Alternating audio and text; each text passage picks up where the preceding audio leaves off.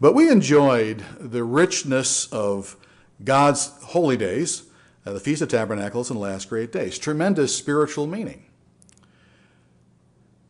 Today, 'tis the season. You know, ho, ho, no. Ho, ho, no. As I was thinking about what to give you today, I just couldn't help but thinking about the season we're in, thinking about the fact of how rich God's holy days are compared to the world's holidays. God's holy days are rich in spiritual meaning. The world's holidays basically are products of Satan's mind, and they're not rich in meaning at all.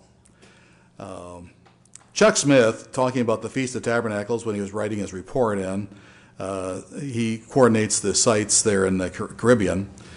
He happened to be in Grenada, another location.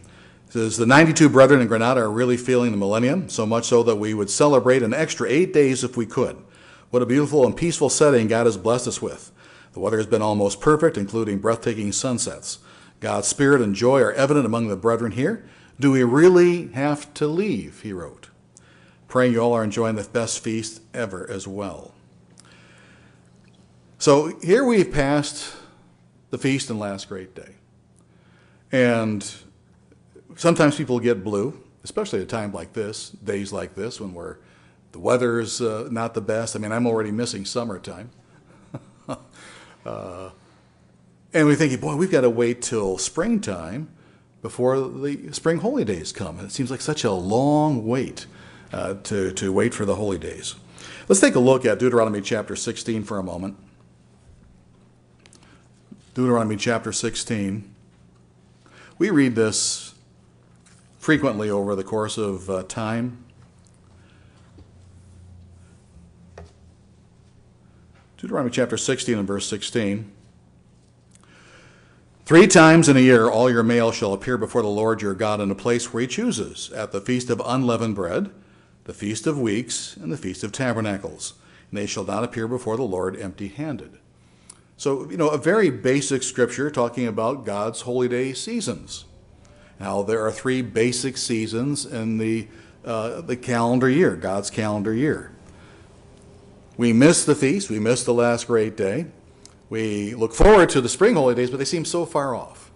And yet, brethren, we have a blessing that God has given to us, a very special treat, spiritually speaking. We don't have to wait for a holy day coming in spring, because we have a holy day on each weekly Sabbath. Each weekly Sabbath. The title of my message today, if you'd like to take notes, the weekly Sabbath is holy time we enjoy in all seasons of the year. The weekly Sabbath is holy time we enjoy in all seasons of the year. We love the spring holy days, but it's a number of months away. And yet God realizes that we have a need to get together as brothers and sisters, a need to be spiritually fed, a need to commune with our Father and our elder brother, Jesus Christ. And God satisfies and meets that need in our lives. Now today, I've only got a couple of points here for you. There's the main thing, which I just gave you. And I've got 2 points. Point number 1. The Sabbath is our special weekly appointment with God. The Sabbath is our special weekly appointment with God. Let's take a look at Leviticus chapter 23. As you're well aware, Leviticus chapter 23 has all of God's holy days documented there, listed there. Discussion on every one of them. In the scriptures, whenever we see something mentioned for the first time, it normally is very, very important. Now, all of God's holy days are important. Each and every one of God's holy days tells a very specific message, shows us a piece of the puzzle that we call the plan of God. At least it's puzzling to the world. It's a mystery to the world, but not to us. But let's begin here in Leviticus chapter 23, verse 1. And the Lord spoke to Moses, saying, "Speak to the children of Israel." Let's pause for a moment. Have you ever wondered why that phrase is used so often in the scriptures? The children of Israel. God is our Father. Jesus Christ is our elder brother. God is building a family. God is a family. And so here he's speaking to the children of Israel. And say to them, the feasts of the Lord, not the Jews, the feasts of the Lord, which you shall proclaim to be holy convocations, these are my feasts. 6 days shall work be done, but the seventh day is a Sabbath of solemn rest, a holy convocation. You shall do no work on it. It is a Sabbath of the Lord in all of your dwellings. Now, the very first holy day mentioned in Leviticus chapter 23 is the weekly Sabbath. It is a very special place in the plan of God. It's listed first. We have in our calendar, we've got 52 weeks in a year. We've got 52 Sabbaths, one every week. But the Sabbath is more than just a day of the week. The Sabbath encapsulates the plan of God. You know, God has given mankind 6 days to work. On the seventh day, we rest. That typifies God's plan. 6,000 years, mankind is doing his thing. He's laboring. And in our case, we're laboring in Satan's world. And then we have the millennium, that seventh day. So here the Sabbath is a very special time to God. It's special in that God is sharing it with his spiritual family, the children of Israel. Now, let's drill down a little bit. Go back to Genesis chapter 2, the very beginning of God's Word. Genesis chapter 2, or very, very near the beginning of God's Word. Genesis chapter 2, and verse 3.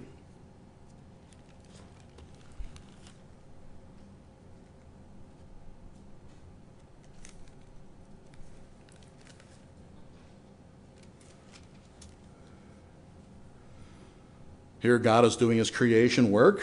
Genesis chapter 2 and verse 3. Then God blessed the seventh day. I want you to notice the wording.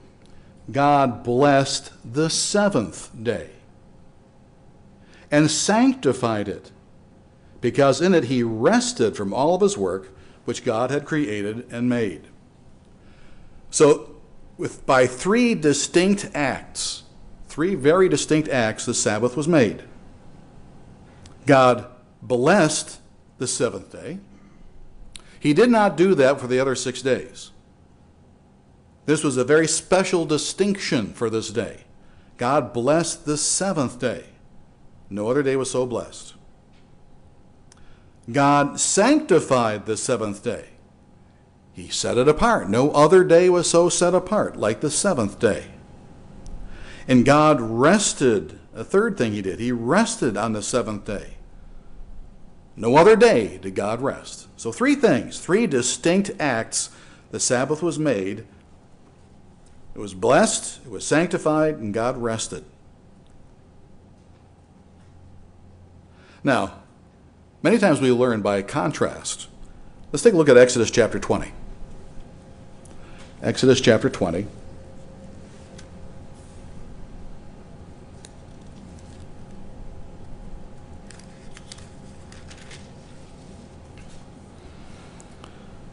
Starting in verse 8. Remember the Sabbath day to keep it holy. 6 days shall you labor and do all of your work. So that first day of the week, which some think we should be worshiping God on, now we'll do that. We'll worship God, with our prayer and study on that day. But in terms of it being set apart the way the seventh day was, that doesn't happen here. Sunday, the first day of the week, is a work day. It's not a rest day, it's a work day. 6 days shall you labor and do all your work. But the seventh day is a Sabbath of the Lord your God. So there's a distinction being made here. In it you shall do no work, you nor your son nor your daughter. Note, when the Sabbath is being discussed here, and not doing work, what again does God turn his attention to? To the family. You should do no work. Your son should do no work. Your daughter, your family. So we see a family orientation here regarding the Sabbath. Nor your male servant, your female servant, nor your cattle, nor your stranger who is within your gates. For in 6 days the Lord made the heavens and the earth, the sea and all that is in them. So the Sabbath represents something. It represents God as creator. And he rested the 7th day. Therefore the Lord blessed the Sabbath day and hallowed it. Now look at verse 11 again. We saw in Genesis chapter 2 where there were 3 distinct acts by which the Sabbath was created. It was blessed, it was sanctified, and God rested. Here in verse 11 we see the same thing. We see the same thing. For in 6 days the Lord made the heavens and the earth, the sea, and all that is in them. He rested the 7th day. He blessed the Sabbath and hallowed it.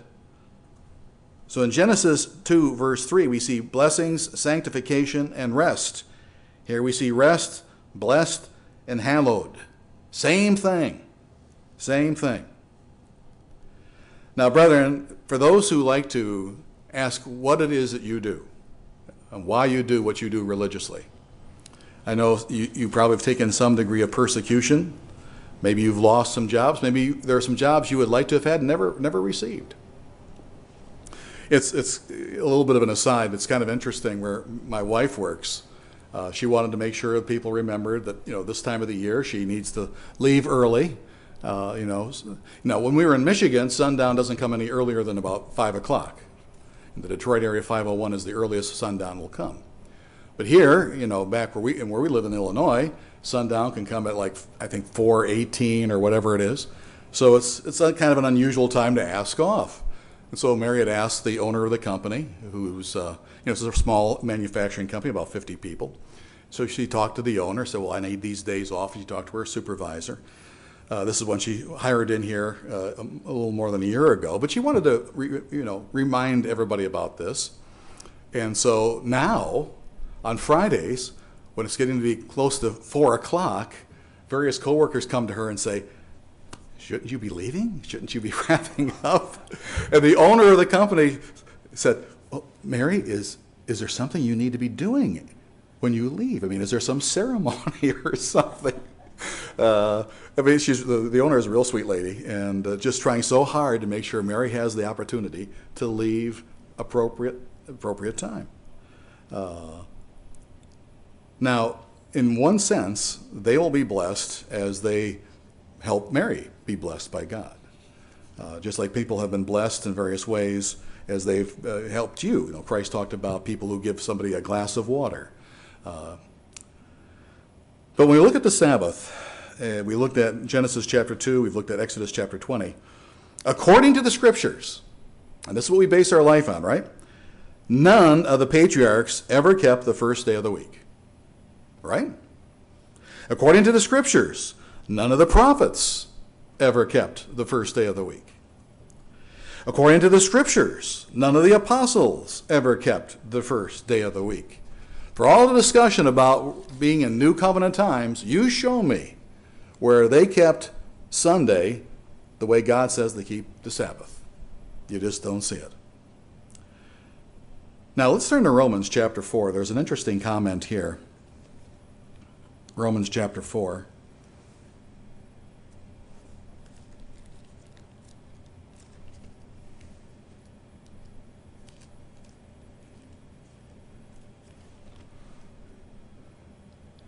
We're looking at just how special God's Sabbath day is. Romans chapter 4 and in verse 15. Because the law brings about wrath, for where there is no law, there is no transgression. Where there is no law, there is no transgression. Well, has there ever been a law to enforce the keeping of Sunday? Well, where is that law? I don't see it anywhere in the Scripture. Therefore, there's no transgression when we work on Sunday. It's much different than what God says about the weekly Sabbath. As Christians, the Sabbath brings us a great deal of joy. In a world where it seems we rush to and fro all the time, People get ulcers because they rush to and fro. They have all sorts of panic attacks and all sorts of health issues because of rushing to and fro, and they're worried about this and that and the other. The Sabbath allows us a special time to pause from our daily activities and to worship God. We don't need to be rushing about. We find a very special rest in God's Sabbath day. We come to services. We listen to what the sermonette fellow has to say. We listen to what the sermon man has to say. We learn. We learn through our conversation with one another. We learn as we take more time for prayer and study on the weekly Sabbath. It's a tremendous joy. So, we're looking at the weekly Sabbath as a tremendous gift. It's a weekly appointment that God gives us. And God doesn't want us rushing through it. God wants us to take our time and enjoy that appointment. Wherever you went for Thanksgiving, chances are you were with family. And you didn't want to rush through the day. You wanted to enjoy your family. You wanted to enjoy your conversation. You wanted to enjoy the meal. You wanted to enjoy laughter.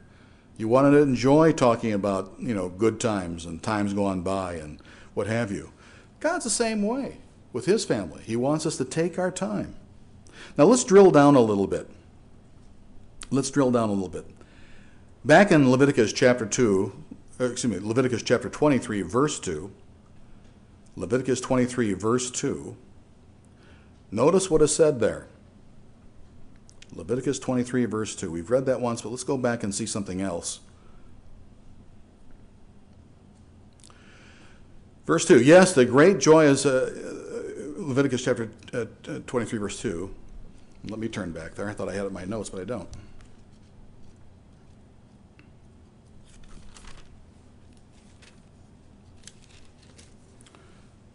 Speak to the children of Israel and say to them, the feasts of the Lord, which you shall proclaim to be holy convocations, these are my feasts. The feasts, it says here. The word feast in the original Hebrew is moed. M-O-E-D. Strong's number 4150. It means an appointed place, an appointed time, an appointed meeting. We have that with God our Father. Now, when we come to Isaiah chapter 6, which I've already covered with the folks over in Chicago. In Isaiah chapter 6, I'm not going to turn there now, but in that chapter, God talks about how he detests the feasts of the world. And he doesn't use the term moed. He uses an altogether different term. And the term there means a drinking. A drinking, because that's what people do on their holidays. A drinking, not a moed, not a divine appointment. Also in verse 3 here, Leviticus 23, verse 3, or verse 2, where it talks about holy convocations. It talks about holy convocations in verse 3 as well. The word there is mikra, M-I-Q-R-A, or mikra, Strong's 4744. According to Divine's Expository Dictionary of Biblical Words, the word implies the product of an official summons to worship. An official summons. Like you're given a summons from time to time to go to jury duty. You don't neglect that. You don't neglect the summons. You may not serve on the jury, but you don't neglect the summons. You have to do something. You've got to deal with it in one way, shape, or form or another.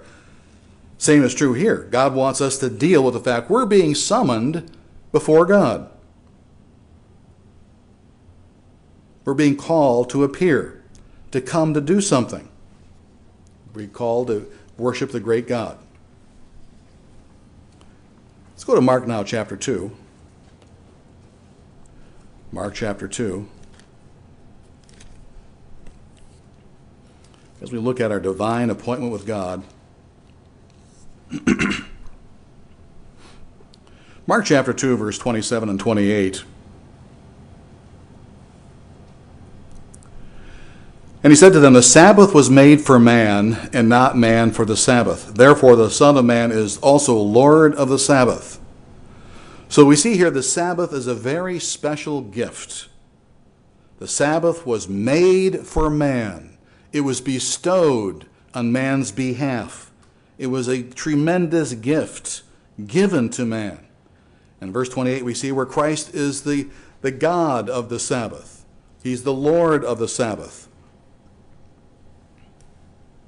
So it's a very special gift. And as we see in Jeremiah chapter 10, if you would please turn there. Jeremiah chapter 10, verses 10 through 12. There is deep spiritual meaning for us. Jeremiah chapter 10, verse 10. But the Lord is a true God. He is the living God and the everlasting King. At his wrath the earth will tremble, and the nations will not be able to endure his indignation. Thus you shall say to them, the gods that have not made the heavens and the earth shall perish from the earth and from under these heavens. He has made the earth by his power. He has established the world by his wisdom, and has stretched out the heavens at his discretion. So this shows the Sabbath has very special meaning. The Sabbath is a great memorial of the creative powers of the true God, the true and a living God. God's design in making the Sabbath as a gift was that man would never forget who the great God is. Think on this. We've got billions of people on the planet today who do not worship the true God. Because they don't worship the true God, they don't know God's true ways of living that would produce the abundant life. That's why we have such misery on planet Earth. People aren't living the way God had intended. The Sabbath day, as God ordained, would have prevented this misinformation. If people were going to services on the Sabbath and being taught about who God is, what God's plan is, then we'd be living in a whole different world, wouldn't we?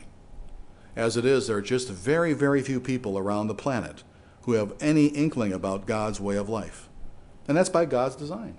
God's not working with everybody right now. So point number one is the Sabbath as a special weekly appointment with God. It was distinctively created by God. We saw that in Genesis chapter 2 and Leviticus chapter 23. We've seen where it's a gift that God has given to mankind.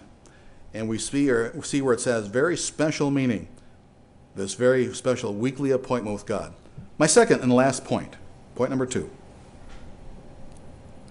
The weekly Sabbath provides its observers with very special benefits. The weekly Sabbath provides its observers very special benefits.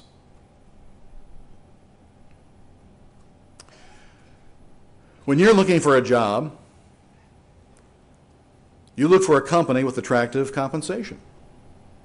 You know, I've not always worked for the church.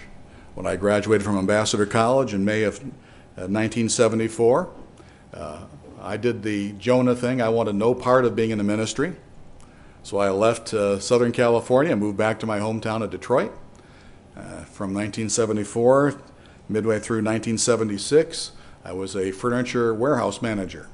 Managed, depending upon the season of the year, the crew would either be anywhere from 6 to, during this time of the year when people were buying furniture for Christmas presents, we would run several trucks, and I might have a staff in the warehouse of 10 people or more.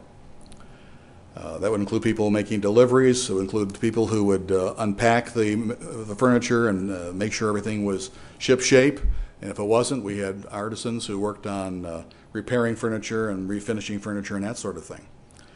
But when I was looking for work in those 10 years that I served outside, you know, it was 2.5 years in management and then 7.5 years in sales.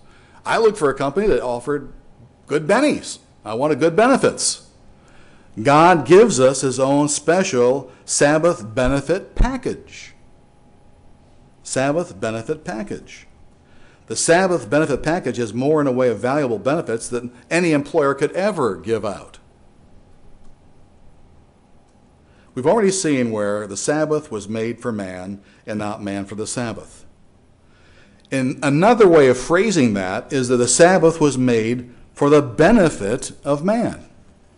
The Sabbath was made for the benefit of the man. So I would like to cover with you 3 of these benefits. Three of these benefits. There's many more than three. This is not an exhaustive list, but three benefits that we receive as you and I worship God on the weekly Sabbath.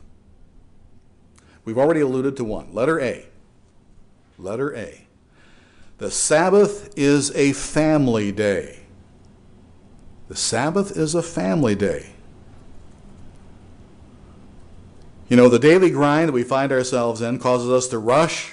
If we've got kids, or maybe in most of our cases, grandkids, maybe you've got to rush to pick up grandkids, get them to school, then you've got to rush over to get to work. You do your job, and maybe at your lunch break, maybe the kids are done with their preschool or whatever they're doing, or maybe you've got to rush over to pick them up, take them back. Mary's got a situation, I think one of her workers does that sort of thing. But people are rushing to get to work, to come home from work. They're rushing to put together something to eat. They rush to do the dishes. Before you know it, the evening is spent. People are shot. They go back to bed, and next day they do it all over again. But one of the things that can be really hurt is family time. Family time. We read in Exodus chapter 20 about how our sons and daughters are to keep the Sabbath with us. God envisions us keeping the Sabbath as family time. Let's go to Deuteronomy chapter 6.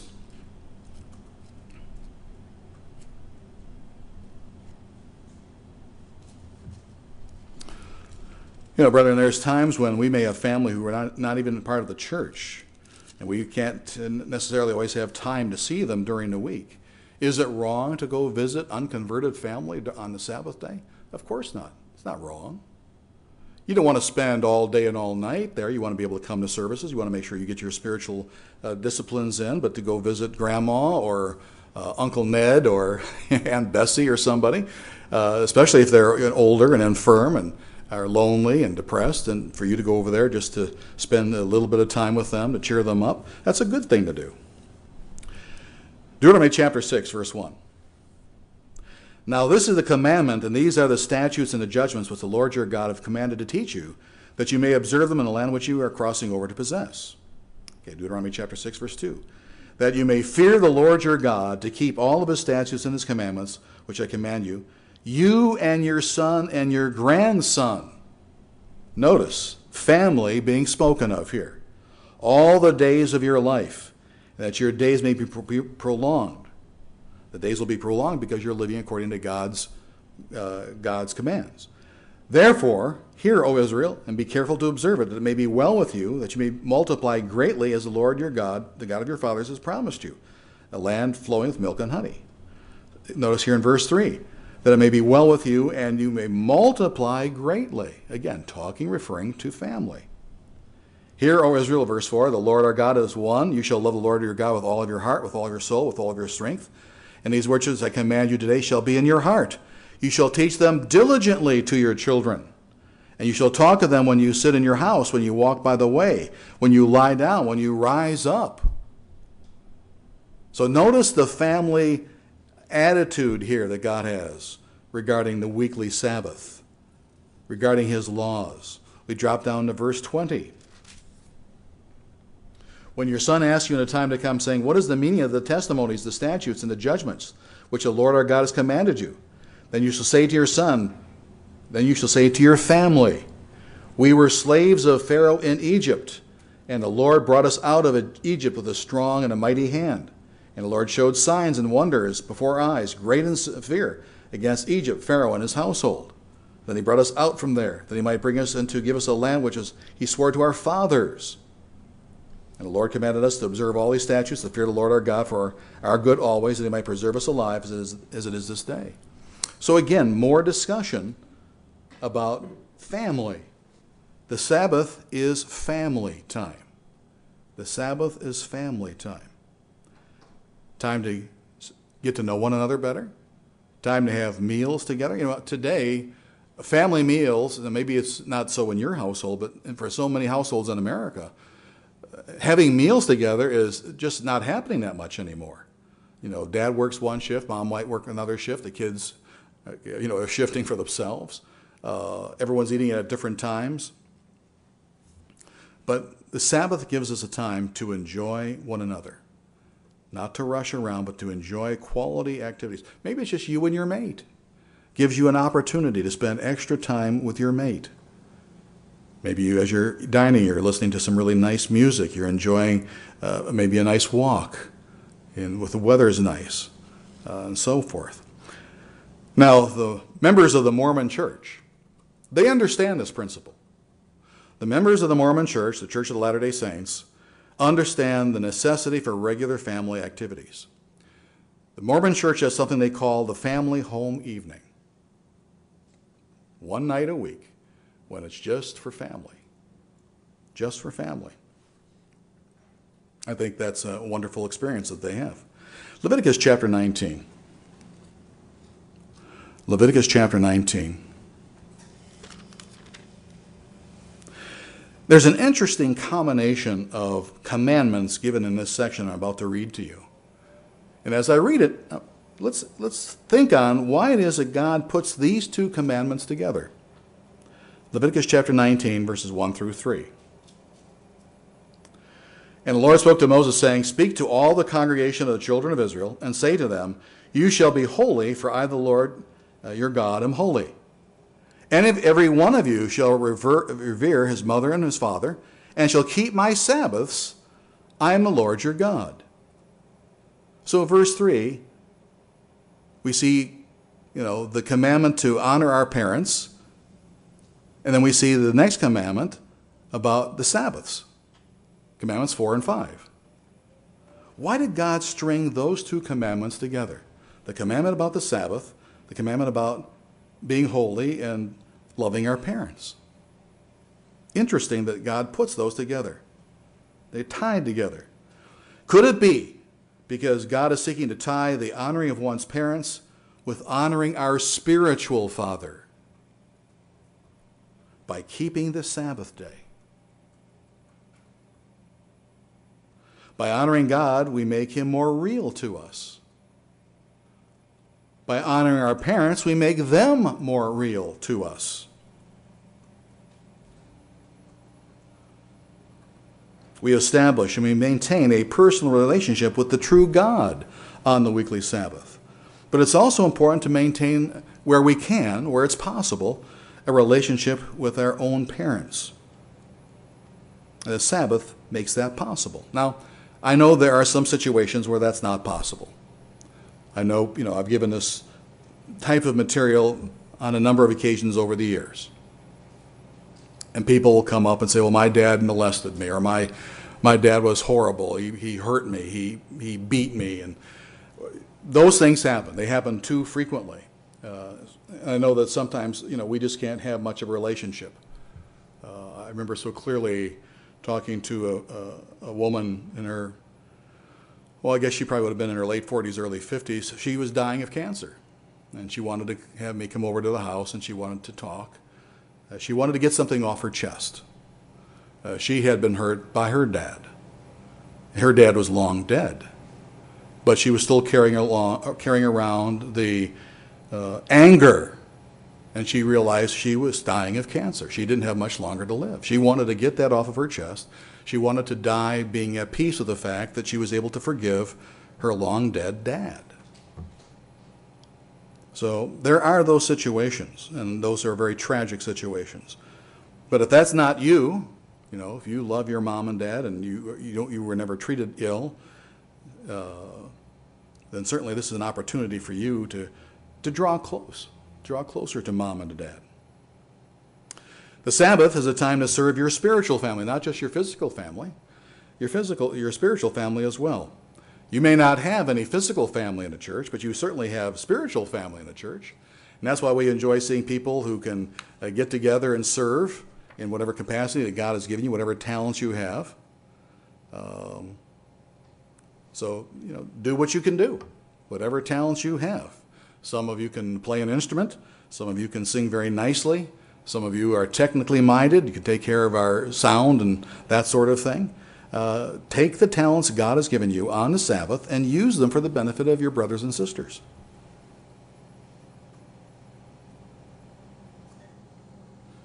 So, letter A. The Sabbath is a family day. That's one of the benefits It's one of the benefits. And you can ask yourself to your own heart's content, how can you be closer to your family on the Sabbath day? Whether it be physical or spiritual or both. Letter B. Letter B, another benefit. The Sabbath is a day of freedom. It's a day of freedom. Like the Israelites of old, before we kept the Sabbath, we were in bondage to this world's rat race. Without the Sabbath, life was a treadmill of never-ending work we had to do. Now, I know that no matter what job you've got, there's always crunch times. Again, I go back to when I was working in the world. Pretty much when I was running the warehouse for the furniture company. The furniture company had 2 stores. The one store was attached to the warehouse where I worked. And most of the time I was putting in a 10-hour day. But when, crunch times came, like again, this season of the year, in December, where people are buying furniture for Christmas gifts and that sort of thing, it wasn't unusual for me to put in 12 and 14-hour days. It wasn't unusual for me to get in before, the store actually opened, get in earlier, work a long shift, and then at the end of the day when the trucks came in, when they delivered all their goods, somebody invariably would call and say, well, I need this rushed, I just wanted to buy this, and I want it for this particular date for my aunt or whatever, but I need to have it right now. And of course, back in those days, back in the mid-'70s when I was working there, Detroit had double-digit unemployment, and it was really bad. So people called and they wanted something, you wanted to give it to them. So it wouldn't be unusual for me to work a 10 or 12 hours a day in a warehouse, then jump on a truck and go deliver a hide-a-bed or something like that. And you've never lived until you've taken one of those things up 2 or 3 flights of stairs, over your head with the mechanism tied down, because you don't tie those mechanisms down, you can lose fingers. Well, back in those days, I was rather hale and hearty and not overweight. But I tell you, going up those things weighed hundreds and hundreds of pounds. But the bottom line is, I know what it's like to work long hours too. And sometimes you just, realize you're a part of the rat race. But the Sabbath is a day to walk away from the rat race. It's a day to walk away. You don't have to worry about deadlines. You don't have to worry about quotas. You don't have to worry about this particular task at work. And I know, again, having been there, it's easy for me to say now, well, don't worry about what you've got to do at work when Monday comes. I know how much of a battle that can be. When I was in sales, I had a territory that was Michigan, Ohio, Indiana, and Chicago. And back in those days, it wasn't like you had a lot of computers. I didn't have a computer back in those days. There was no internet back in those days. And when I jumped in my car, I was a road warrior. I was putting on 60,000 miles a year. And what that meant, if I was going to come over to Chicago or southern part of Indiana or middle of Ohio or wherever, Upper Peninsula of Michigan, a lot of times I would leave on a Sunday. I'd stay overnight Sunday night, and there were times I wouldn't come home until Friday.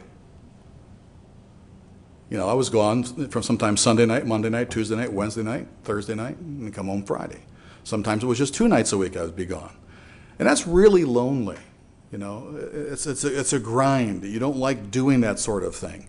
And when I found out that we were going to have my son, that's when I quit that job and looked for something sales that was just in the local area.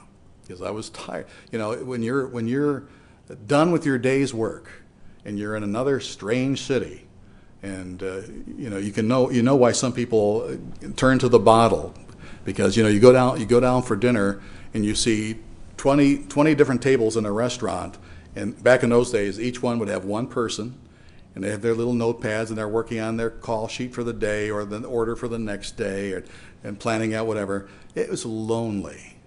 It was lonely, and I hated it. That's why I enjoyed the Sabbath so much. Didn't have to rush. It was family time. It was a day where I can be free. But that took work. It took work for me to turn off the fact that I had all these big presentations the next week, and what was I going to do? And my income was based upon those presentations. It's not the easiest thing in the world on a Sabbath to turn that stuff off. And so you need God's help. You need God's help. Let's go back to Deuteronomy chapter 5.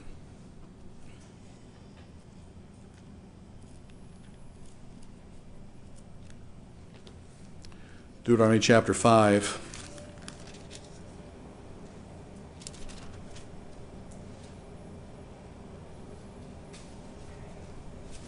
Verse 15.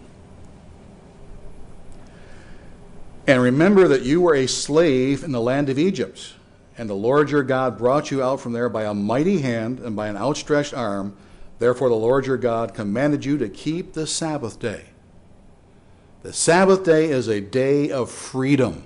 It freed Israel from Egyptian bondage. It frees you and I from bondage today, to our employers, to our society. Now, let's turn over to Isaiah chapter 58. Isaiah chapter 58.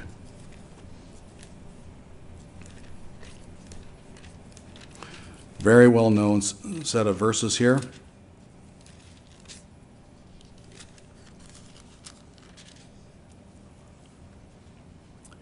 Talking about making the Sabbath a delight, because it is a day of freedom. Isaiah chapter 58, verse 13.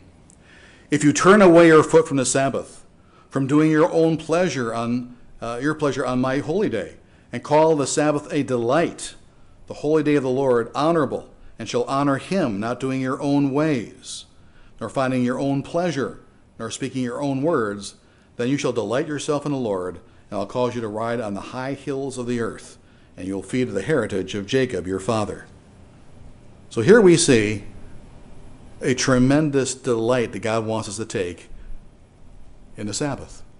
But let's understand the context here. Let's look at verse 2. Isaiah chapter 58, verse 2. I'm going to read this in a New International Version, which is very good in the Old Testament. The New International Version, Isaiah 58, verse 2. For day after day they seek me out, they seem eager to know my ways, as if they were a nation that does what is right and has not forsaken the commandments of its God. Well, the people of Israel, the people of Judah, where it was just so much show. They weren't really delighting in the things of God. It says they seem eager to know my ways, but they weren't eager. It says as if they were a nation that does what is right. Well, they weren't really doing what was right.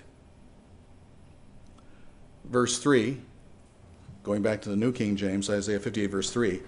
Why have we fasted, they say, and you have not seen? Why have we afflicted our souls, and you take no notice? In fact, in the day of your fast you have found pleasure, and exploit all your labors. So they're asking, well, why, God, if you're supposed to bless us as we follow you? God says, well, you're not really following me. I can't bless you for sinful ways of life that you're living. Verse 4, indeed, you fast for strife and debate, and to strike with the fist of wickedness. I mean, they're thinking is how they can get the best of their next door neighbor. You will not fast as you do this day to make your voice heard on high. Is it a fast I have chosen, a day for a man to afflict the soul? Is it to bow down his head like a bulrush, to spread out sackcloth and ashes? In other words, are you really humbling yourself? You're not humbling yourself. You're very vain. You're egotistical. You're trying to get advantage over your brothers and sisters. Would you call this a fast, an acceptable day to the Lord? God says, no, that's not acceptable to me. I'm not going to bless you. I'm not going to hear you when you respond that way. And then you've got verses 6 through 11 there that talks about the fruits of a truly godly fast. I'm not going to take the time to go through all that. But God takes that in relation to the Sabbath. God says the right approach will cause God to take notice. It will enhance our relationship with God. And that also deals not just with fasting, but the way we keep the Sabbath day. How are we doing it? We don't want the Sabbath to turn into a ritual as opposed to something of real meaning. So the Sabbath is also a day of freedom. It frees them from the bondage of this world and this world's ways. Last benefit we want to talk about today, and again there's so many, but the last one, letter C. The Sabbath is a day of remembrance. The Sabbath is a day of remembrance. Remember what we saw there in Exodus chapter 20 and verse 8, where it says, remember the Sabbath day to keep it holy. It's a day of remembrance.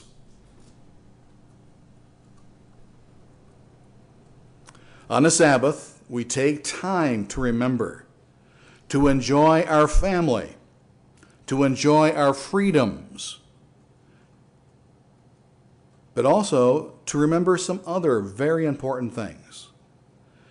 On the Sabbath, a day of remembrance, we remember who God is. We remember who God is. Let's go back to Exodus chapter 20. We were there earlier. Exodus chapter 20, the giving of God's law.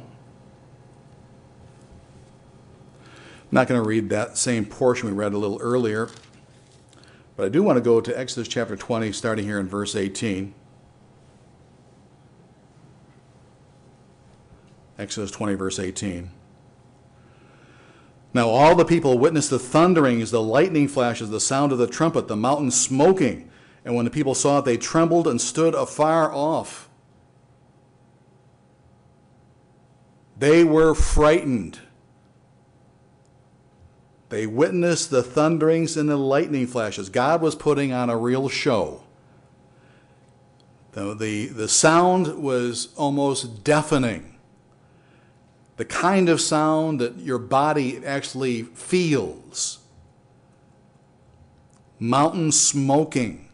I mean, there was something there. God was working on all of their senses, their sight, their sound, the sense through their very, very skins as to what was taking place there. It says they trembled and they stood afar off.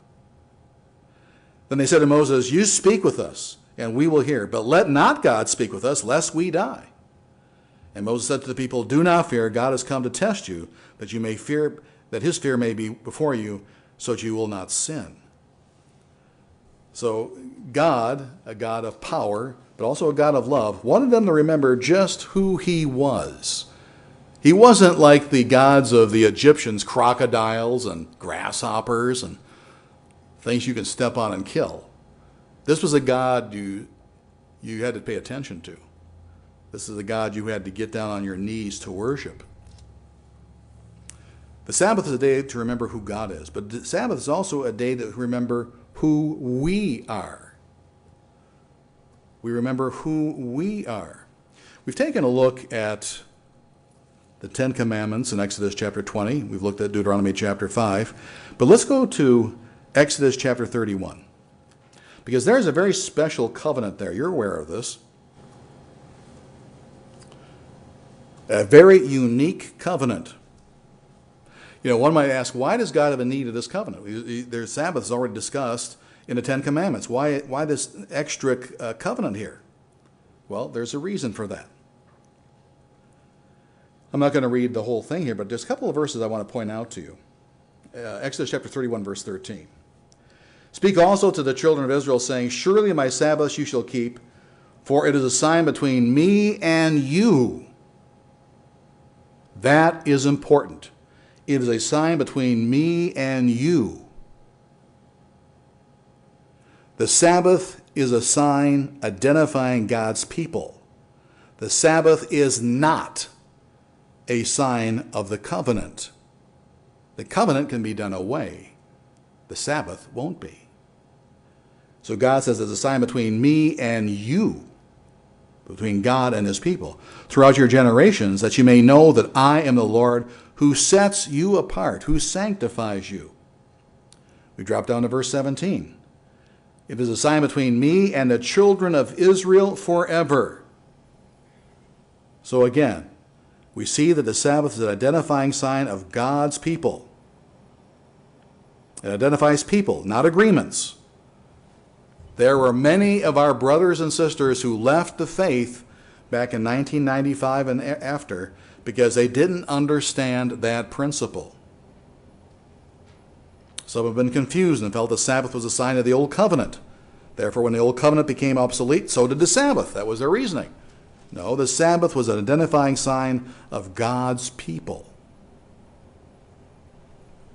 So the Sabbath is a day we remember who God is, we remember who we are, and we remember who our family is. Hebrews chapter 10. Hebrews chapter 10.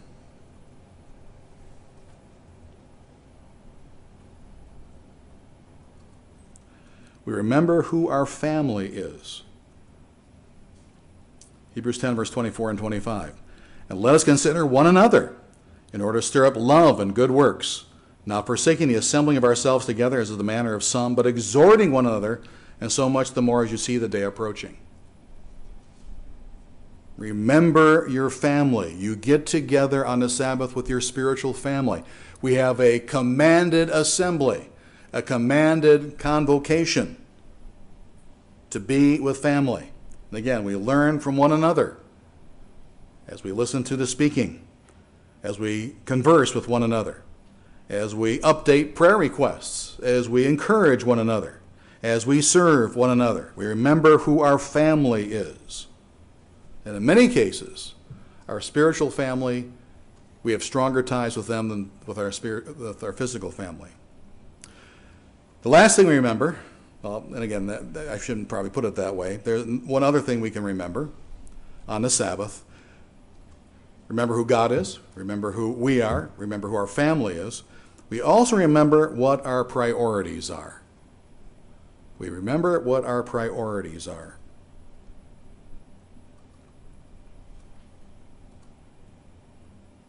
Second Timothy chapter 1.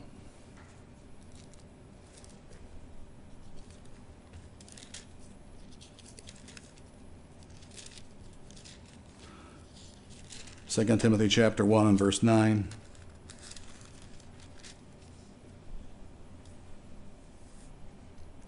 Talking about God, verse 9, who has saved us and called us with a holy calling. We remember that our calling is not just any run-of-the-mill calling. Our calling is a holy calling, given to us by a holy God. So we would be his holy people.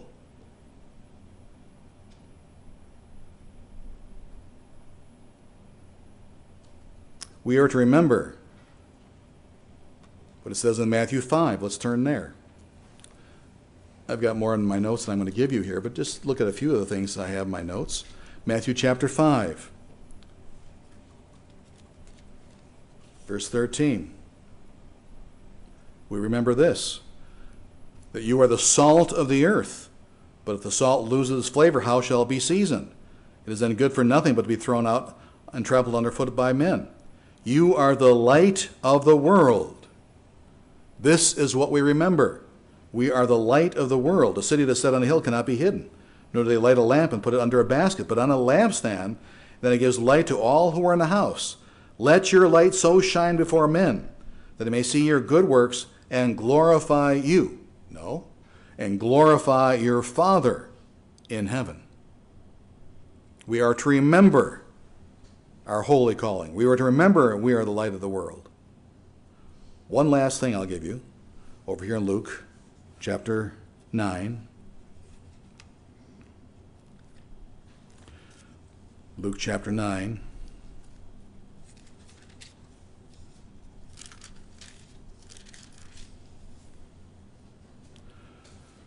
Starting here in verse 23. Then he said to them all, if anyone desires to come after me, let him deny himself and take up his cross daily and follow me. We are to remember to take up our cross, a symbol of death, that we are to die to our old way of thinking, our old way of living, our old way of being. We are to take up our cross and follow him. We put to death the old man, we put to death the old woman, and we follow him. So the Sabbath is a day of remembrance. So brethren, I know it's this time of the year, it's difficult. You got the various songs that are being played. If you're not careful, you start humming some of those things. You don't want it, you hate yourself for that, but it kind of gets into your mind.